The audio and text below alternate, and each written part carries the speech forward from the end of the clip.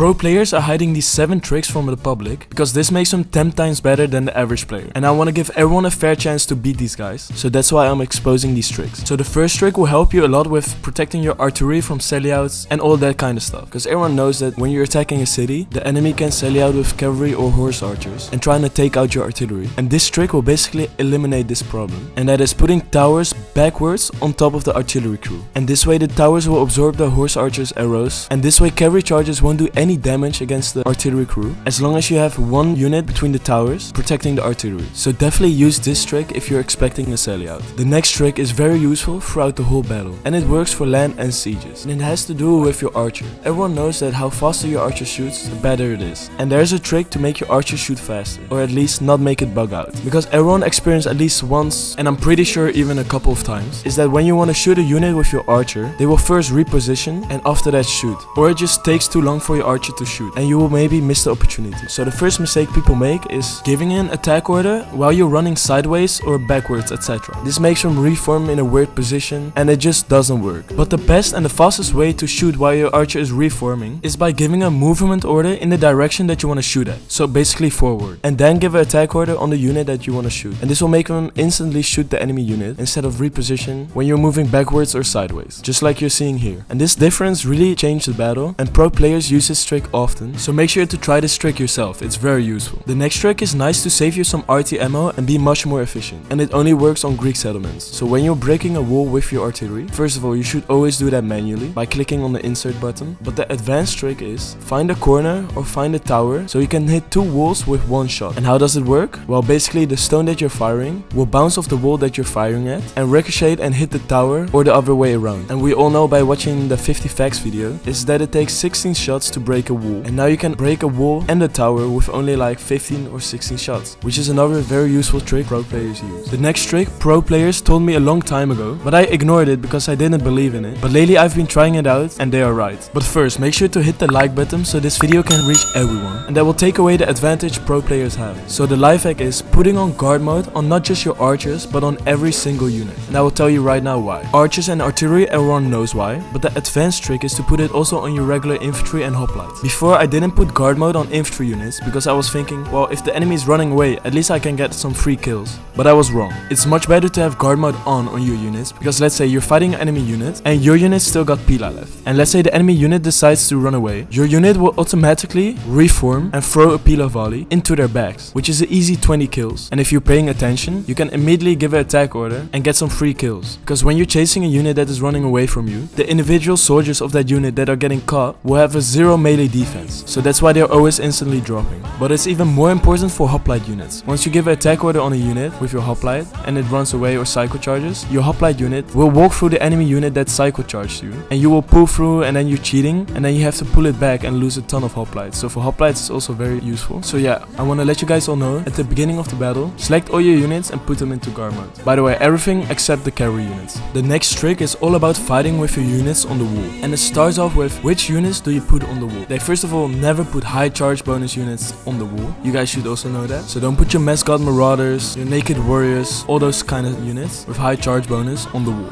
The next step is, do you put high melee attack or high melee defense on the wall? Well, it really depends what your goal is. If you're attacking and you want to quickly get through the walls, put a unit up there with high melee attack. If you want to block people with your unit on the wall and you just want to hold them as long as possible, put a unit up there with high melee defense, and it will stay there forever. And then the fourth trick with fighting on the walls is, pro players never shoot units on the wall, at least not with archers, unless they're shooting it like this, from the absolute back. And then you're probably asking why. Shooting units sideways on the wall is very inefficient. 25% of your ammo will hit the wall, and 25% of your ammo will miss and fly over it. It's really not effective, and I still see a lot of people doing it. And I think it's mainly because of Pixelated Apollo here. He called it shooting a fish in a barrel or something, where you hold up a unit on the wall and then shoot it from the sides. It's alright with slingers because you got a ton of ammo, but don't do it with your archers. Pro players really know how powerful archer ammo is, and they don't waste it like that. The next trick will have the most impact in your battles, and that is how pro players fight in the streets. Normal players will match their unit with the street size, but pro players fight battles in the streets in column formations. This allows the units behind them to throw pila, and if your enemy wants to attack the unit that's throwing pila and get through the gap,